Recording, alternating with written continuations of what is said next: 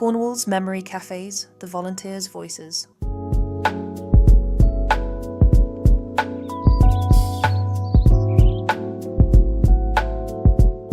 What first inspired you to volunteer at a memory cafe? Two friends of mine who were in the WI said, "Would you like to come and join us? We're volunteering." And I came along just for a meeting with Chris. And I liked Chris, and I felt that was a good thing to do. I just volunteered straight away to be the secretary. Well, we'd just moved to Cornwall. I needed to meet a group of new friends, and I heard about it, and I'd been very worried about my memory.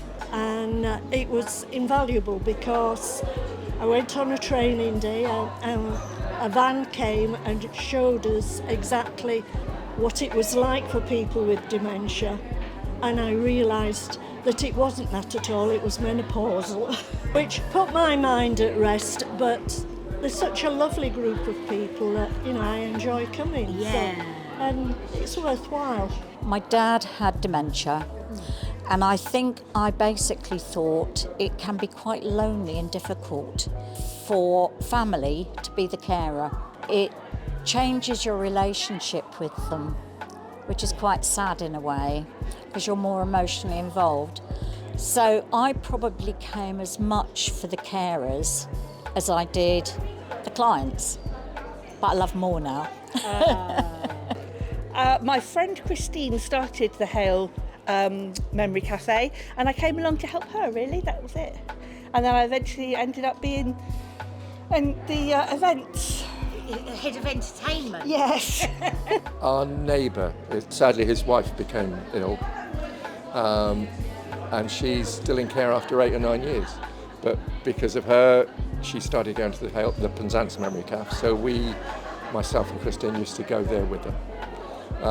And it's sprung from there really, but this particular place it should be inspirational for so many people. Christine Price, Pat, there are so many that put so much effort into what they do here. Someone said to me a long time ago that if you take someone with dementia for a walk, when you get back and you say, well, what have you done today? They wouldn't remember, but they will remember they've done something they've enjoyed. While they're doing it, they're enjoying it. Yes. And it's the joy of that. The only sad thing is here in all the memory cafes, they only have 2 hours a fortnight. Right at the very beginning, I'd retired and I'd had about 12 months at home, and then I saw the advert in the local village signpost magazine, and it just said we do singing, dancing, and that was me. You're sold. So I was sold. So I came down, was made to feel very welcome, and I've been here and I ended up being the treasurer. Well, my husband had Alzheimer's.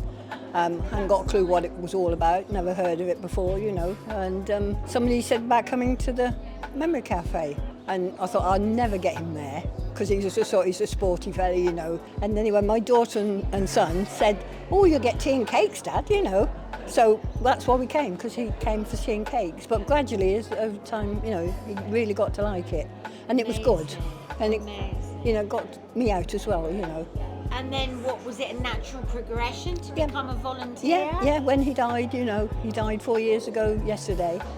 And, I just enjoy doing it, just coming out, meeting people and seeing and when you've been through it, you know what's the other side's like. So you've got that lived experience, you can understand. Yes, yeah.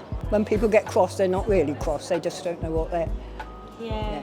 And luckily he wasn't that sort of person, but, you can see it in people. Sometimes, can't you?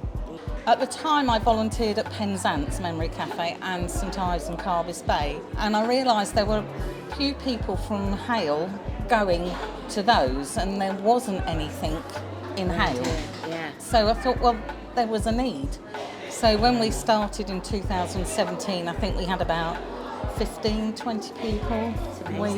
We're very low on numbers today. We average about 50 to 60 now, and that just shows what the need is. But, we do have some younger people that have got memory problems that aren't dementia that come. Okay. Unfortunately, one of them's not here today, but she had meningitis, which caused her cognitive problems. Wow. But she couldn't find anywhere that was accepting of her for her to go. My husband had Alzheimer's and dementia, and we started coming down, and he really enjoyed it, and I enjoyed it too. And I thought, right, when I lose him, I'm going to come down and help out. It's done me good as well. Well, I retired 16 years ago, and my daughter at the time was a CPN, and she said, Dad, you've got to do something, because my mum and dad had Alzheimer's.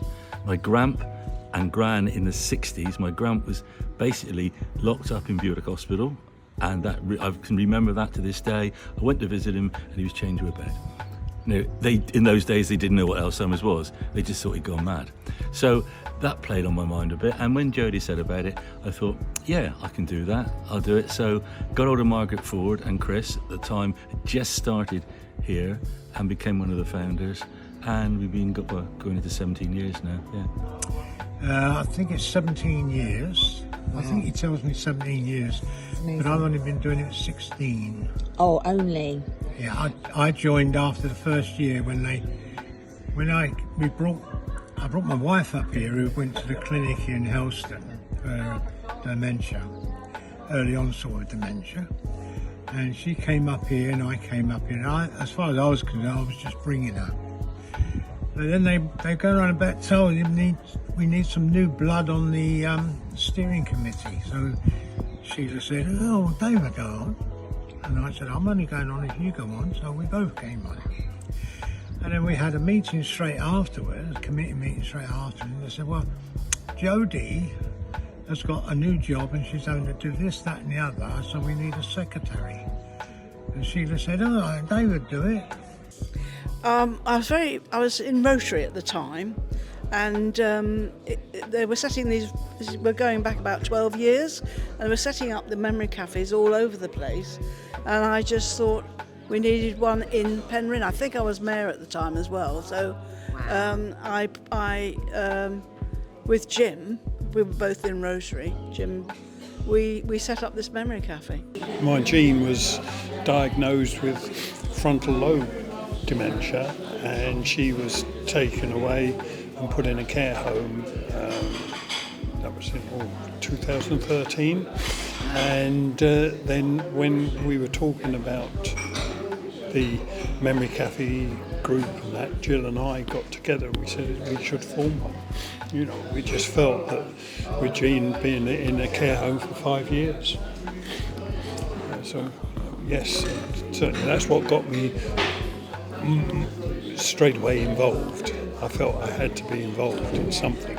Right, well initially back in about 2010 I started volunteering at Mount Edgecombe Hospice, and I was there for 5 years until my knees gave out and I couldn't cope with the running around the wards and so on, and I was looking for a different opportunity. They were advertising in the local doctor's surgery for volunteers here. So I thought, right, I'll give it a go. So that's how I got started. It was 2007. My mum had dementia and she was in a nursing home and passed away. We decided to give the money to the Cornwall branch of the Alzheimer's Society, and I went up to the office, which was then at Tucking Mill, and they said they were going to open a memory cafe. And so the first one was February the 19th, 2009. We've been going ever since then, about 15 years. So that's what inspired me to start with. Well, I retired and I wanted something to do, and I saw that the Memory Cafe were looking for volunteers. So my stepfather had Alzheimer's, so I thought I know something about it. So I went down and I joined straight away. Well, I was retired. We'd moved down to Cornwall. We'd been very busy for a year, but then I wanted to give something back, I suppose, is the usual answer. I was a nurse, so I'm used to caring for people. Well, I've always dealt in nursing adults with learning difficulties, and this sort of came up, and it's on a roll with all the things that I find interesting and find helping people with.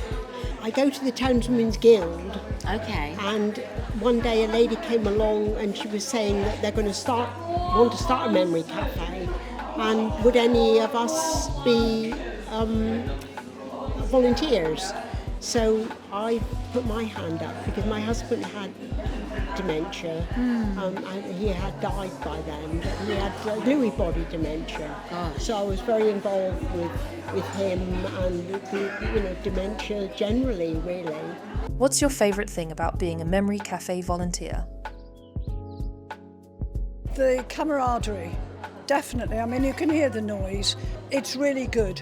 The volunteers all sort of spar off each other. You know, we're not coy or we use rude words and we say rude things.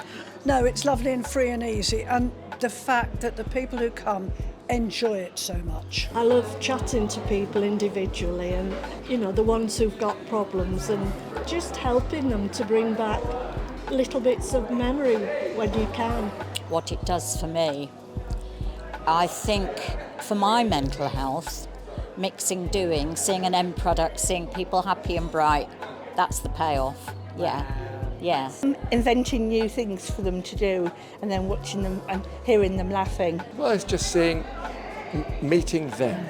I mean, I don't know who said it, but I mean, a stranger is only a friend you've yet to meet. So you do meet a lot of people here. Well, just chatting with them all and getting to know them, and when we have music, getting them up, having a dance, because music seems to be, I think, a keen trigger with most people. That get up and, you know, we have one lady and I say, we're dancing, yeah. I always use it first, I said, that's me, come on, first on the dance floor and last off it. So, yeah. Just meeting the people and just listening to them or helping them as much as I can. It's the people who come, the people who are the volunteers who make it work, because they are a great team. Just the companionship of the whole team, I think. Basically, it's helping me and just helping other people because they're lovely. Seeing the people coming along, enjoying themselves, it's just a great place to be. And when we've got the sort of carers that are no longer caring, and they're coming on their own now, so it's worked really well. Yeah, it's nice to see. It's a nice feeling to see all the people and do what you can.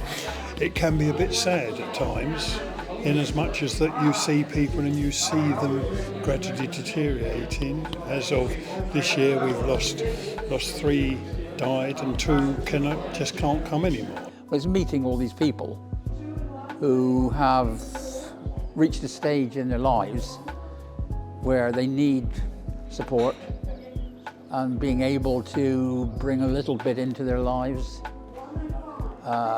There's people here who I share different interests with. There's a guy who's into music and the songs of the 1950s and 1960s, and every opportunity we get, we're singing those. And yeah, we had someone from the Helston Museum come in with a lot of different objects that they hold, their household objects, like irons and things like that. And it really sparked off discussions with them, and because I remembered some of the things. Yeah. That was really good. Conversation. I think without doubt it's that conversation that can develop out of just a theme that suddenly develops from the Memory Cafe, that time travels, so we can all head back to a time when we feel more comfortable and share conversations in a way as if we've known one another for a long time, but we've only met that afternoon, and it doesn't matter at all if that conversation has evaporated and we can't remember it. So it's just to have that in the moment, failure-free conversation, I think, is the glue that holds the Memory Cafes together.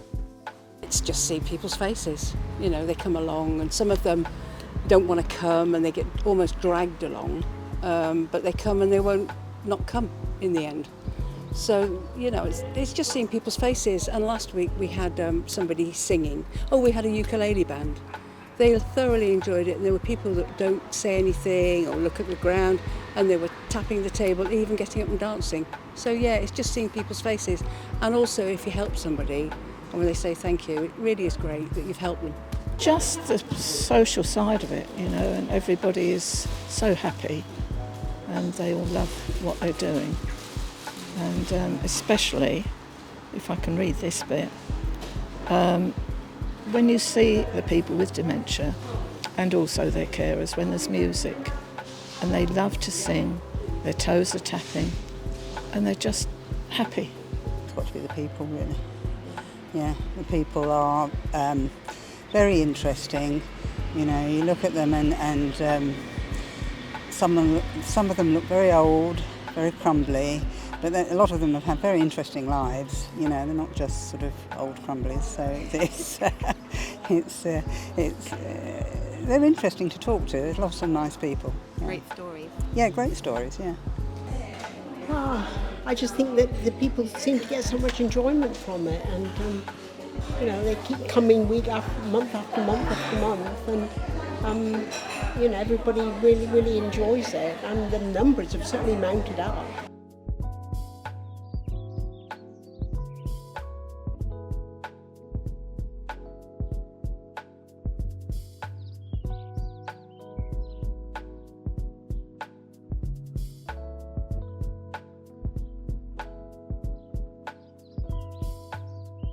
If you had a magic wand, what would you change or improve for people living with dementia and their carers? Accessibility to help and advice. I mean, it's quite ironic that I started at the Memory Cafe knowing nothing about dementia, and as you know, my husband was then diagnosed with it. We actually struggled to find help, advice, and I know that somebody in there is struggling to find respite. I think we need to go on being educated, and I think the general population needs to know what can trigger dementia to prevent it happening, really. We're at the very end of the line. You know, I think we should be at the beginning of the line and saying, you know, I've read that sugar is one of the real baddies for it, you know, but people aren't aware of that, you know, and they carry on having poor diets. I would like Joe Public to be educated better to the needs. There's a lot of caring people out there, but there's a lot of quite shy people, and they probably skirt round people with a disability. I think if they were educated to know how happy they can be and how positive life can be for them. Yes. So even from sort of youngsters onwards. In terms of memory cafes, a way of advertising them better. They're not. I don't really know. I don't get involved too much in, but I still think there is the way people find out about them and the way you know about them, I still think is a bit lacking. Yeah. We've tried several times to put posters up in doctors and other places. They're not put up at all, or the doctors don't pass them on. And also the referrals to us aren't very well. We're referred people, you know, who aren't really suffering dementia a lot. Right. And then it's down to us to have to turn them away potentially. Because we haven't got room. So it would be nice if the people who do referrals actually refer people to where they need to go, not to just anywhere. I think sadly there's a lot of people who tend to think, well, someone else is going to do it. And it's not necessarily the case. But a lot of people, if they actually got involved, I'm sure they would really enjoy doing it. It's not depressing at all. No. You know, it's really good fun. Just to let people know what it's like. I mean, it's all very well people saying, oh, they've got dementia, they put them in a home and all this, that and the other, but I couldn't have done that, you know, there's no way. And I've got family that helped me anyway, so, you know, but I just wish they'd find a cure for it.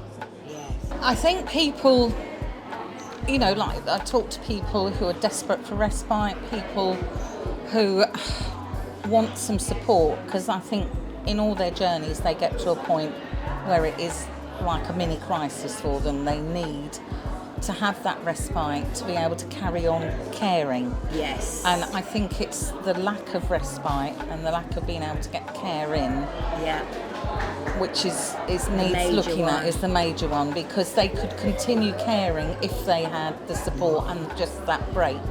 I don't know. I know when I was looking after my husband, it's difficult because they don't know what they want. It's to getting them involved in something that they enjoy, because it took me a lot to get him down here. So maybe if there was more things involvement for them. Yes. Yeah, and help for the carers too, because you can't go out, you can't do No, things. it's very isolating, isn't it, sometimes? Yeah. I think privatise the NHS down here and get more people. We haven't seen a CPN, not their fault, since January. The caseload is so much. We need more people on the ground.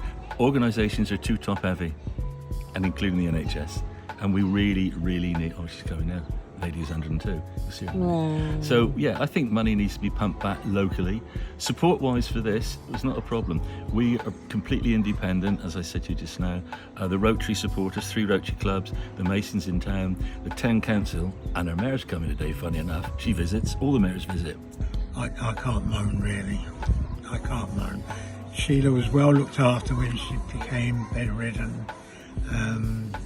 I looked after her, and I had carers 4 times a day, supplied by Cornwall Council. And when I was ill last year, I'd had a heart attack. I'd been ill the year before, but I was still carrying on looking after her at home because she was still getting a lot of support then, carers 4 times a day. I think what we need is more awareness of dementia. And I think that's only going to be achieved by places like Memory Cafe and, television and things, like that. I think you've just got to raise awareness so that people who perhaps see somebody who's got short-term memory loss, I know just the place for you to go for a couple of hours twice a month. Yeah. And it's a great relief when they come here because we're a safe place and their carers can have a couple of hours off, basically. I don't think there's anything you could change in Cornwall. I think it's the area is very good for these type of organisations, Memory Cafe, because we found that all the people here, all the members, they all tend to know each other. They've grown up with their own family and that, which I've found, because as you know, I go to London a lot, and when I'm in London and the Memory Cafe there, they don't know everybody because they don't see them regularly outside the Memory Cafe network. So there's quite a good community here. Oh, it's the community spirit here. Oh, publicity really. We've been suffering here for a few weeks, even months now, where our numbers have dwindled because people have passed away or their dementia has got so bad they've got to be looked after at home. So we're struggling to get new members, and what we really need is publicity because we're sure that there are people out there that would benefit from this. I think for health service and social care managers to read the NHS NICE guidance and make that a reality for every person living with a diagnosis of dementia in Cornwall. But not only that, to really reach out to detect people in the early stages of their journey so that people are able to get support even without a formal diagnosis when they start to have the early onset symptoms. And if people follow the NICE guidance, we would have a network of memory-friendly therapeutic settings throughout Cornwall, and so that memory cafes could be what they were intended to be. When we were creating the network, I naively thought that memory cafes would be the icing on the cake. The reality is, for lots of people living with memory loss and their carers, memory cafes are the whole cake, and it was never intended to be that. And it's the sense of that it's so brilliant that people have developed their skills and they've supported so many. If we think of the cafes that have been going from, for 17, 18 years, we think of the number of people who have gone through them is a phenomenal number of people, which is just such a huge success. And it's a bit of a mystery to me that memory cafes haven't been recognised in that sense. There isn't one person who's received an honour for their work in memory cafes. And I'm thinking of all those volunteers who have done that. There have been some Lord Lieutenant certificates, but if we have a conference, etc., conferences usually have paid workers talking. Very seldom do you get a memory cafe volunteer asked to speak as an equal within those settings, and I think my magic wand would make memory cafe volunteers an equal with paid healthcare professionals. I think although we're doing our best to help people with dementia here, I think there's certain things that really are not working, and I mean, we don't know the people who are their primary care people, so that we can't contact them, and then they keep changing all the time, and I think they are overworked.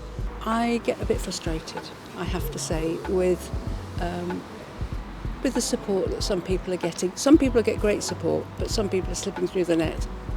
Purely to bring their memories back so that they can go back to enjoy life, especially the majority are elderly. So if they had, you know, a nice life in their old age, a bit like me. Well, that's easy. It's just more services. I mean, the services are woefully inadequate, I think, you know, the people working in them have all got the right attitude and want to help, but there's not enough. You know, it's the same old story, isn't it? Sometimes think that a lot of people don't know about these things, and that it's not just going to, some of them come here from the doctor's surgery. Well, people don't go to the doctor's surgery. I think that in, you know, Safeway, Superdrugs, things, places like that, where they could pick up a leaflet and read about it, and then it's up to them if they wish to come.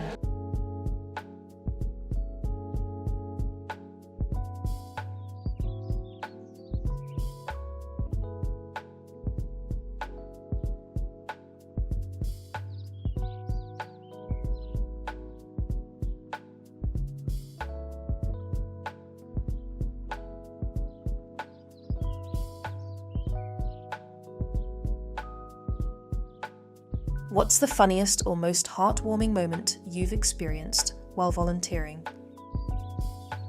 There are so many. Yeah, absolutely so many. Maybe one of the ones, it's not probably what you're expecting, but a guy wasn't here, but his wife was dementing seriously, and she went into a home and she died. Now, one of our volunteers met this guy at the home with their two wives, and he said, "Why don't you come along and just see what the memory cafe is?" And after 3 weeks, he said he wasn't going to have a cake or a cup of tea because he wasn't paying anything towards it. And we said, "Why don't you become a volunteer?" And that absolutely made his life for him.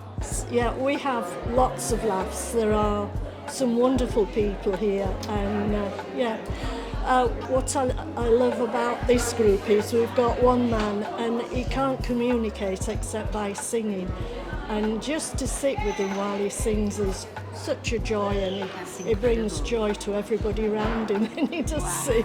Oh, I have my favourites. And like grandchildren, you shouldn't have your favourites, but I do. And one lady, when she first came, she was very cheery, loved her music, get up and dance. Then I saw her dip, and when her daughter started to bring her again, she came back to life, and I thought, that's it, we've got her back again. Yeah, she's still got the problem, maybe a little bit worse, but we've got her back. Yeah, there are sad cases, there are people each session by session, you can see you're losing them. But as long as they get something out of it, I certainly do. And we're a team like that. Yeah. Just one. We had a couple who recently this year celebrated their, I'm sure it was something like their 75th wedding anniversary.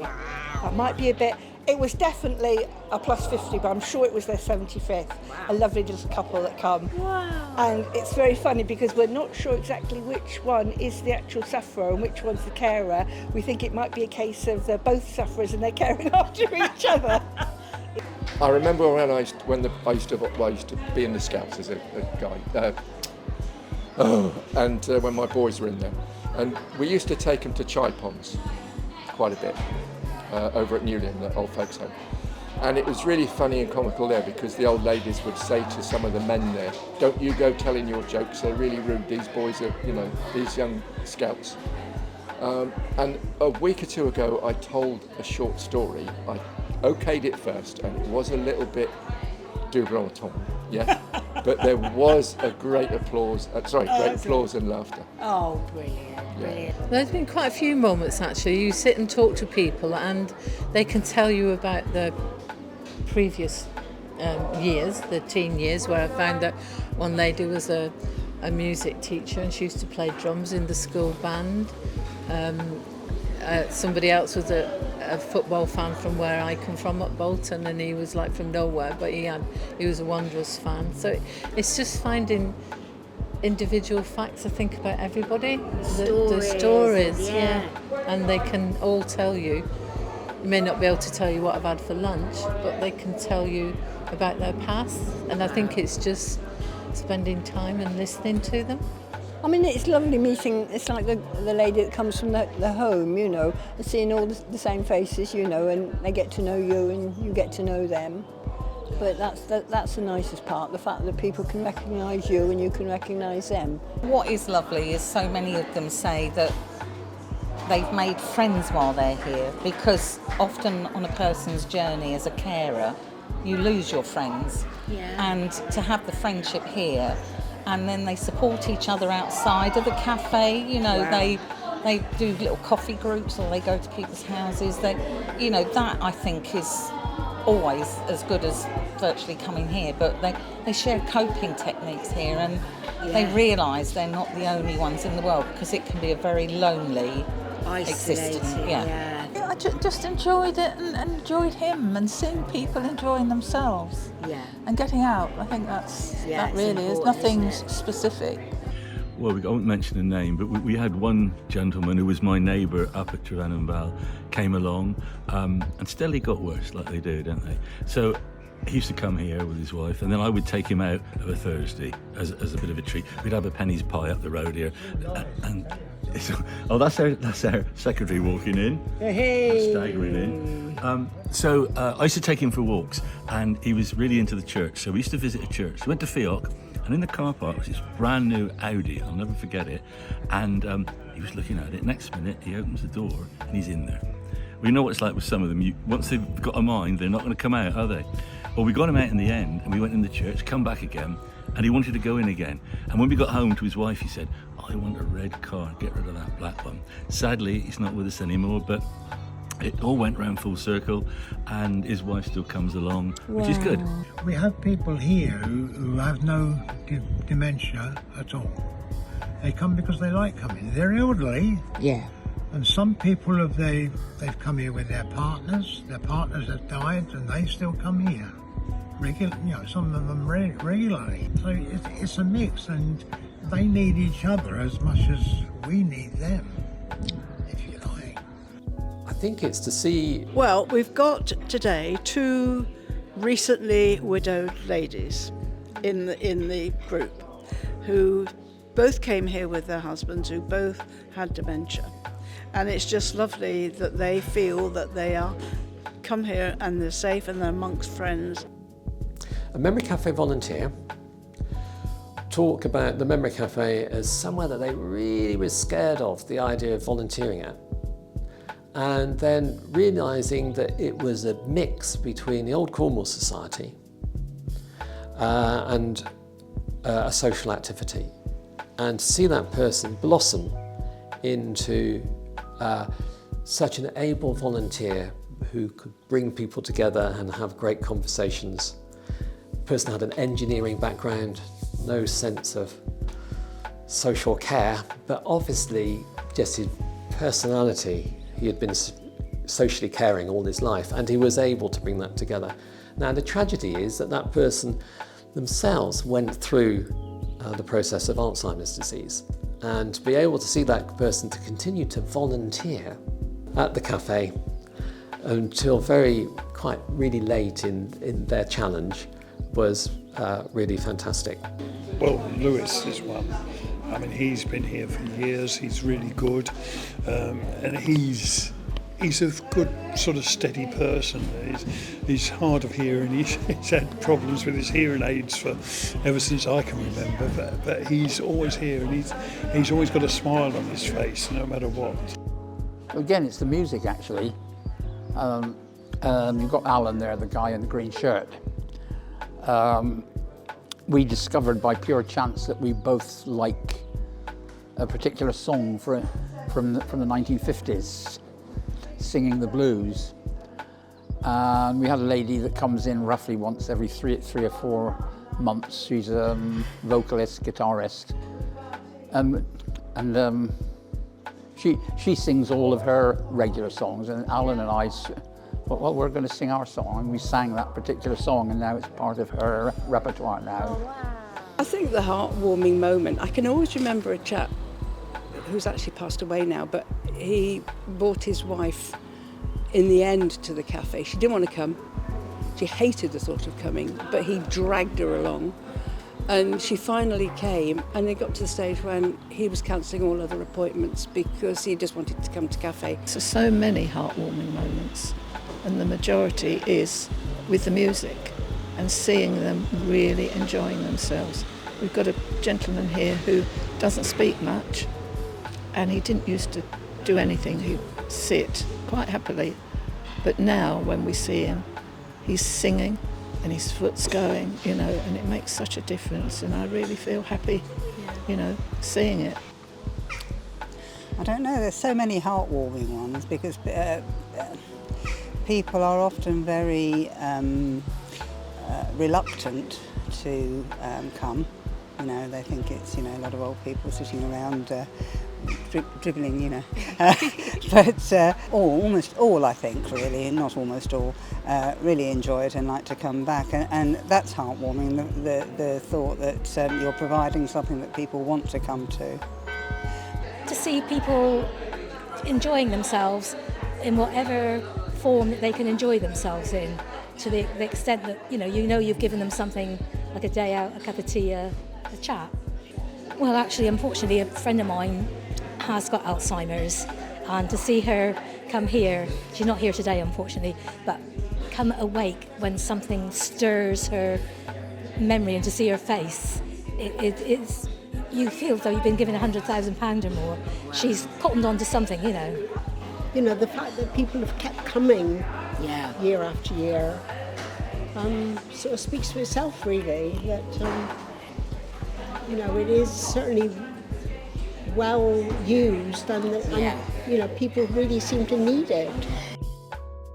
Why do you think memory cafes are important for our community? So it's the community. And yes, it's the whole thing. The lack of isolation. It's the spirit of being here, the spirit of everybody on a Monday afternoon. I think the carers can feel very isolated, and I think it does the carers as much good as it does the clients, the people with dementia. You know, I've watched them, a group of men have got together and formed a support group, and you know, they advise each other on what would be the best next step to take, and I think that's absolutely fantastic because men don't team up very often, do they? No. There have been, over time, there was another mixed group that used to meet for a coffee once a week as well, and that gave the carers extra time, and there have been relationships as well formed between carers. Wow. I think it is somewhere where people understand. We do as a team, not in a nursing capacity, but we hopefully pick up on their needs. It's somewhere for carers to feel they're not alone, and that's a biggie. Plus we feed them well. For me, I personally see carers getting a lot more out of memory cafes than sufferers. It gives carers a break, it gives carers who are potentially very lonely and isolated someone to talk to, somewhere different to see. Don't get me wrong, I know it's for people suffering, but to be able to look after someone suffering, the carer also has to be looked after. And I think I personally see carers getting more from the memory cafes than the sufferers sometimes, which I personally like to see. It gets people out, it gets people understanding, and we also get a lot of people here that do things like the ukuleles as opposed to ukuleles. Yeah. And there's a group of about 15 of them coming, and they're marvellous. They get them singing the old songs, and they give their services for free, and it's absolutely marvellous. You know, you get a lot of joy. I think it's as much for the carers as for the people with the dementia to know that they can come and whether it's a bit of respite for them or they can join in and talk to other people. There's people come and help them to find out what's available, what help's available to them, because I imagine sometimes it's quite isolating. And to actually have somewhere here where you can come in and say, oh, well, no, we can help you with that. We can, I think that's a big plus. That sounds great. Because it's somewhere for them to go, the carers as well as the people that are suffering. And it just gives them a break because they'll join in things and they can get a break as well and talk to other people about, what they're going through. Because it's something you don't imagine you'll ever go through. I mean, we'd been married 60 years when Jerry died, and we've been together since we were 11 and 12. And I think you just said it. Well, I think it's just the support and for us to know we can signpost people and get that help for them, at least start them on that path. But and also that they know that they can talk to us, because sometimes they don't want to talk to their families to let them know how bad things are because they think they're being disloyal. But to be able to have a sounding board that and they know when they come here, no one's going to judge them. It doesn't matter what happens in these doors, no one is going to judge them for anything. I think, look at them, they're all having fun. I mean, where else can they go and have fun, and the carers enjoying it too and seeing them enjoy themselves. Well, I think for a start, for the carers, a lot of the carers like to stay, and it's an afternoon they get to have. We have our entertainment, like, choirs singing, whatever, quizzes and trips out, so they can get involved. So they wouldn't do that because they'd be afraid to leave, who they've got. But it's putting something back to the people.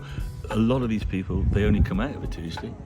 That's their day out, and they have teas, coffees, Christmas dues, trips, and we don't charge. It's donation only. Well, it was important to Sheila because she would come here and she could actually talk to people in those days. I mean, she can't now anymore. But I've found that they all sit in little cliques, but they all know each other. So we don't have a situation where we say, well, there's that group, that group. It's just one group. My thoughts are, it's for the community, by the community. And that's really what it's all about. It's about providing support and friendship.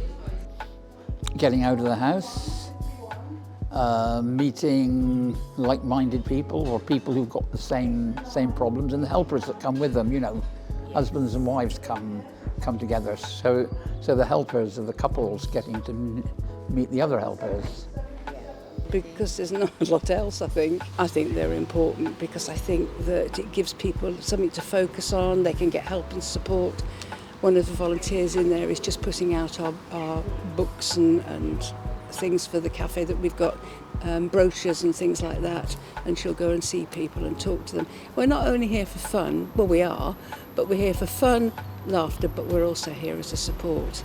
It's really because people with dementia can't always mix with other people, and this brings them together, and for carers as well, and it gives carers a break, some time when they can relax because they know that their patient, mum, dad, brother, sister or whatever, is safe, and so they relax, and it's got to be the best thing for them, and particularly at this cafe, happy.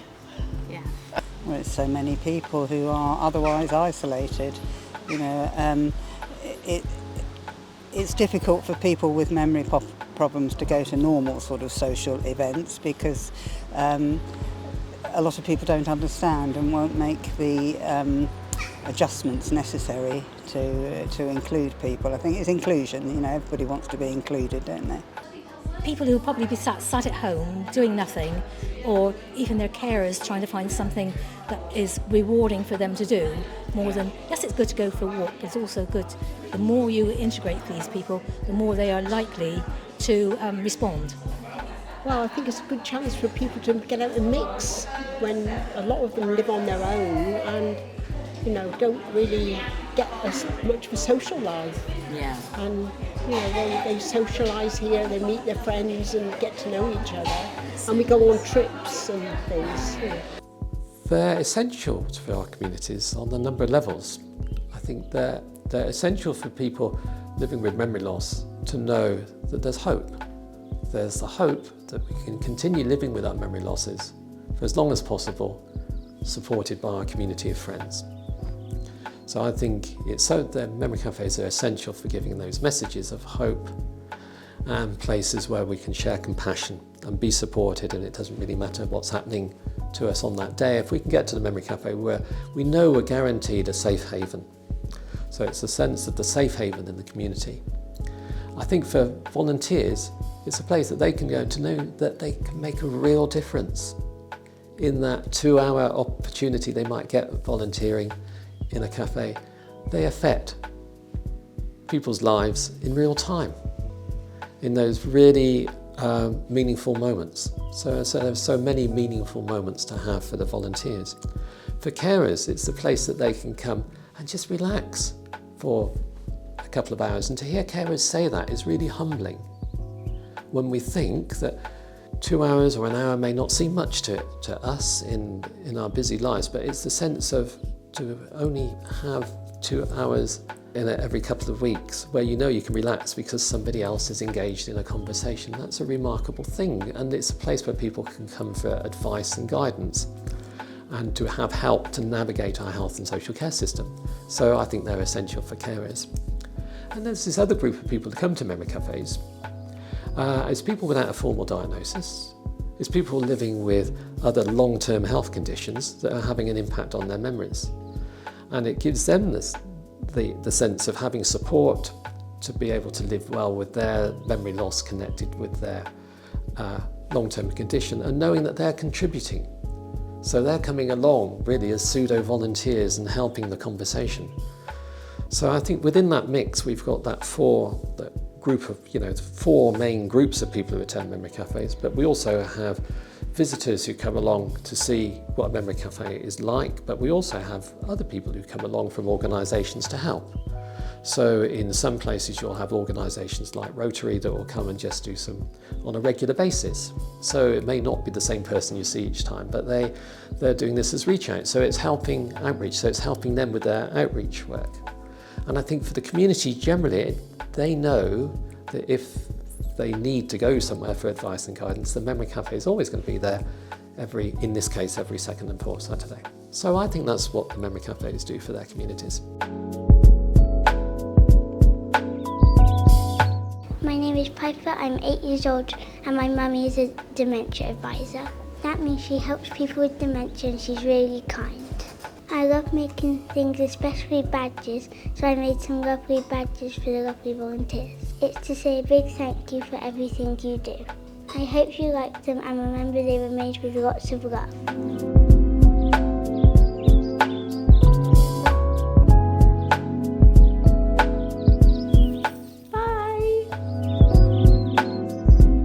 We do it because we love it. Yeah. So always making me up. Even got my grandson roped in now. Did He's down here. We've got another lady, you'll see her in a minute, she's 102. And I said, how have you managed to live this long? Well, my husband died 49 years ago. But she's got short memories, but she tells stories of the olden days. Wow. Saw the first car in Brieg, remember that? And saw the first man on the moon. Wow. Brilliant, isn't it? You won't want, trust me, you won't want to hear me sing. And final question. Don't ask me how old I am. Why? This film was made possible thanks to the generosity of the volunteers and all involved.